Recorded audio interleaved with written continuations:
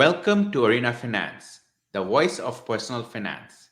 I'm Rudy Banerjee and I'm here with my colleague IP. This is part one of our series on investments. In this session, we will walk you through the basics of investing and provide an overview of stocks. Here are the topics we will cover today. Number one, why do you need to invest? Number two, what is an asset? Number three, what are the different types of assets? Number four, introduction to stocks. Number five, provide the pros and cons of investing in stocks. And number six, we will discuss stock and sector indices. Before we try to address the questions of whether you should invest, you must analyze your finances to determine if you have debt. For example, credit card, personal loans, or mortgages. If you determine that the interest rate of your loans is greater than the potential investment, it is more feasible to pay down debt. For example, if your credit card interest rate is 20% and the return on a stock is potentially 10%, it is better to pay down the credit card. However, if the after tax return provided by your investment is higher than the interest rate you pay on your debt, it is better to invest if you have strong reason for doing so.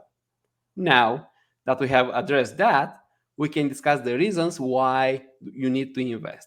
Here are four reasons. Number one, compounding. Number two, beating inflation. Number three, saving for retirement. Number four, achieving different goals. As you can see, compounding refers to the ability of a sum of money to grow exponentially over time by the repeated addition of earnings to the principal invested. Why is this significant? Because it can create a snowball effect. As the original investments plus the income earned from those investments grow together. In this example, the initial investment of $500 with monthly investments of $100 at 8% rate of return will amount to $141,000 in 30 years. If we were to change this rate of growth to 15%, the ending amount would change to $554,000, a $413,000 increase. Therefore, the rate of return plays a significant role in growing your wealth. Secondly, we must invest to at least beat the inflation rate. As many of you know, inflation is the rate of increase in prices over a given period of time that leads in a gradual loss of purchasing power. Purchasing power refers to how much you can buy with your money. For example, if cereal costs $1 today and 1 year later it costs $1.05, then cereal inflation would be 5%. The most well known indicator of inflation is the Consumer Price Index or CPI, which measures the percentage change in the price of a basket of goods and services consumed by households. The Consumer Price Index is one component that the Federal Reserve uses to direct economic policy and determine the direction of interest rates. So the next time you hear about CPI, understand that the Fed is monitoring this closely. As of July 2024, the CPI is 3.3%. So you must have investments that give you returns greater than 3.3% in order to keep up with just inflation. Some assets to consider that have beaten inflation consistently are stocks and cryptocurrencies, particularly Bitcoin.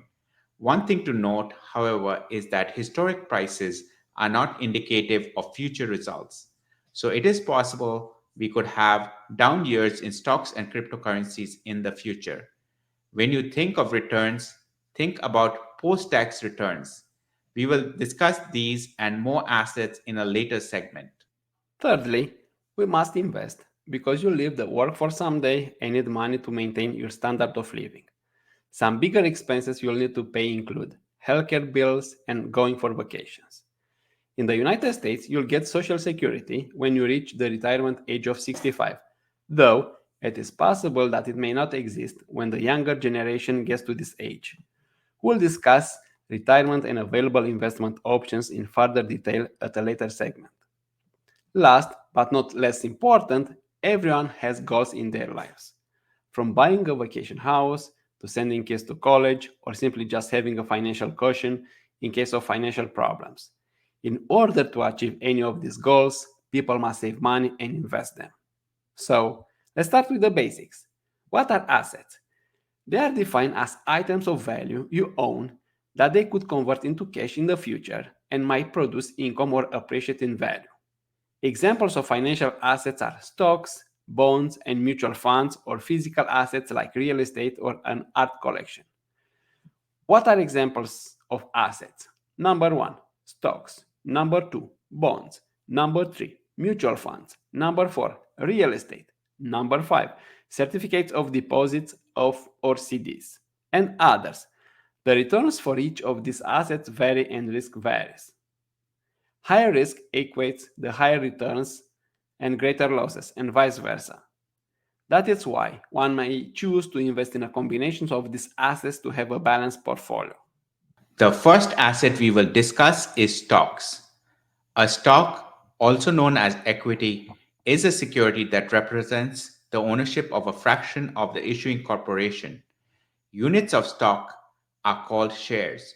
This entitles the owner to a proportion of the company's assets and profits equal to how much stock they own. Examples of stocks are Apple, Microsoft, and General Electric. There are two different types of stocks: common and preferred stocks. Common stocks are a class of stock that entitles the owner to vote at shareholder meetings and to receive any dividends paid out by the corporation. When you invest in the market, you are investing in common stocks. Dividend is the sum of money paid regularly, typically quarterly, by a company to its shareholders out of its profits or reserves. Stocks that pay these are more desirable as the income they provide can help investors meet liquidity needs.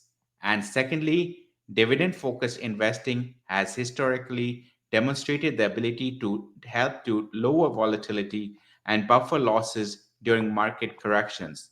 Examples of companies paying dividends include IBM and Coca Cola.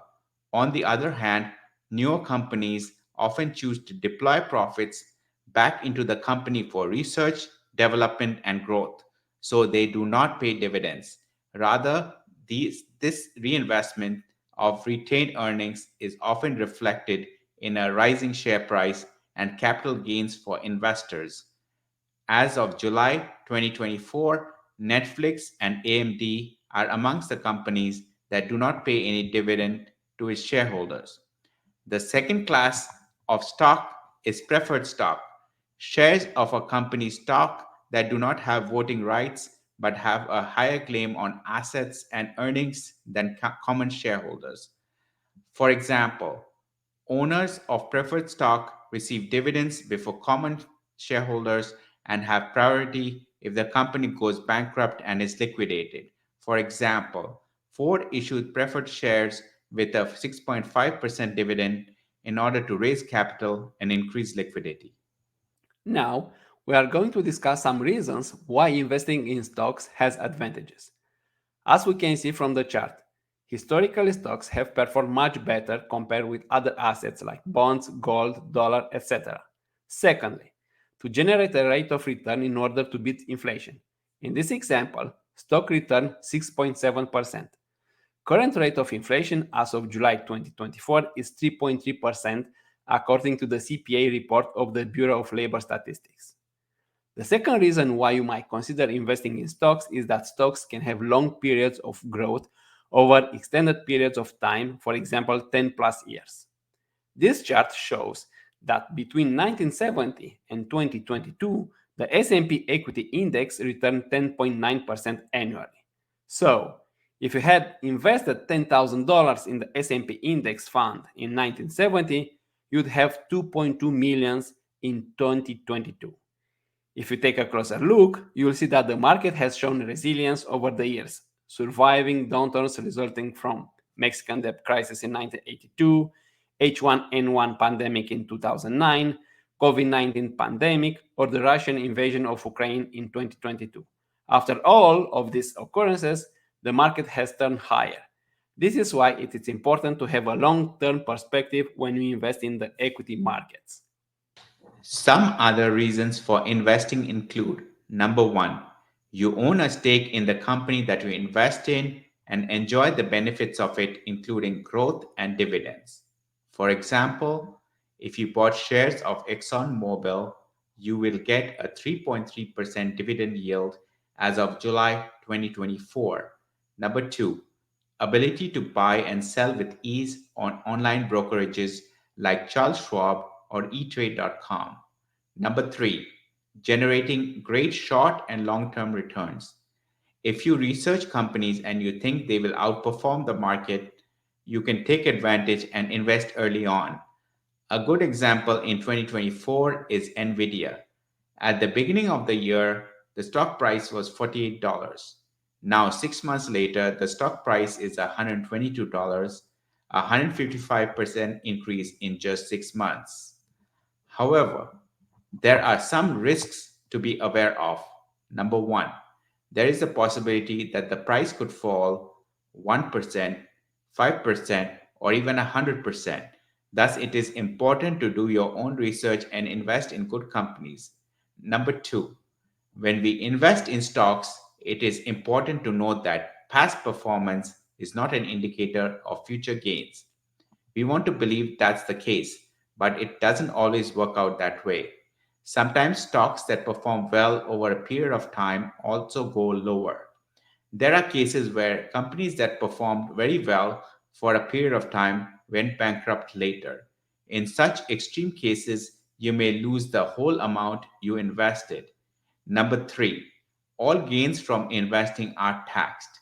So you need to be aware that a portion of the gains will go towards taxes when you decide to sell your stocks. Now that we have a good understanding about stocks, let's dive in and discuss about stock indexes. A stock index is a collection of stocks grouped together that measures the performance of the stock market or a subset of it. It helps investors measure market performance. Examples of stock indexes include the Dow Jones Industrial Average and the S&P 500.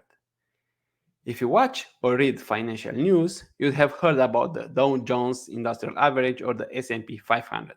The Dow Jones Industrial Average is a combination of 30 well-known companies, for example, Apple, Boeing, and Coca-Cola. These are companies that you hear about every day. The S&P 500 is another stock index that is composed of 500 famous companies, such as Microsoft, Amazon, Berkshire Hathaway, and Nvidia.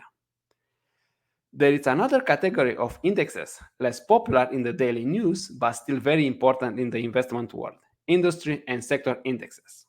These indexes track the performance of companies from a specific sector. For example, S&P 500 financials track the performance only of the banking sector. So you may ask yourself, why are these indexes important? Because if based on your research you think one specific sector will outperform the market, you can invest in that sector, not only in one or two companies that are part of that sector.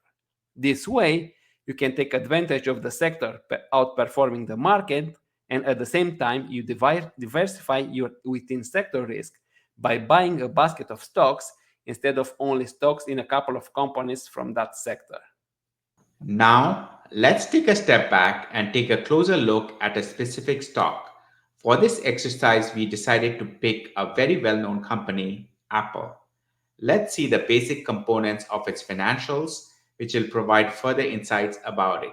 So, what does Apple do? Apple Inc. is a global technology company that designs, manufactures, and sells consumer electronics and related services. Apple's products include: number one, hardware like iPhones, iPads, and Macs. Number two, software like iOS, Mac OS, and Watch OS. The current stock price is $221.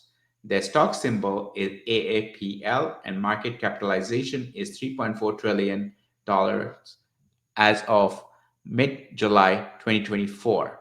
Stock symbol is an abbreviation used to describe a stock in a particular stock market. What is market cap? It is their total outstanding common shares, which includes traded shares plus the stock held by the company's officers and employees multiplied by the latest share price. The company reports earnings every 3 months, the latest of which was May 2nd, 2024. This was for the company's fiscal year ending March 31, 2024. They reported $90 billion dollars in revenue, which equates to $1.53 per share or EPS. Earnings per share or EPS is a measure of a company's profitability that indicates how much profit each outstanding share of common stock has earned. Each quarter, the analysts on Wall Street estimate how much a company is going to earn and project their EPS.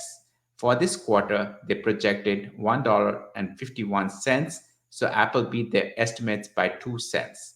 For the next quarter, they're projecting $1.33 based on what the company is projecting. We can also take a look at their 5-year stock chart, which shows their incredible growth. As of July 2024, analysts have this stock as a moderate buy, but we consider this as a hold because of their recent run and the fact that the stock market has been strong lately. Hold means you may choose to not buy at the moment, but if you do own, it's preferable to not sell. In the end, thanks for watching this video, and please go and watch part 2 of investment series where we'll discuss bonds and certificates of deposits. And starting in August 2024, we'll have a weekly video where we'll discuss the latest developments in the economy, financial markets, and provide stock picks. So stay tuned for more exciting news. Feel free to leave your questions in the comment section below. We are here to help and answer any inquiries you may have. And please, don't forget to follow us on YouTube, Facebook, Twitter, Instagram, and TikTok. Thanks for watching our video.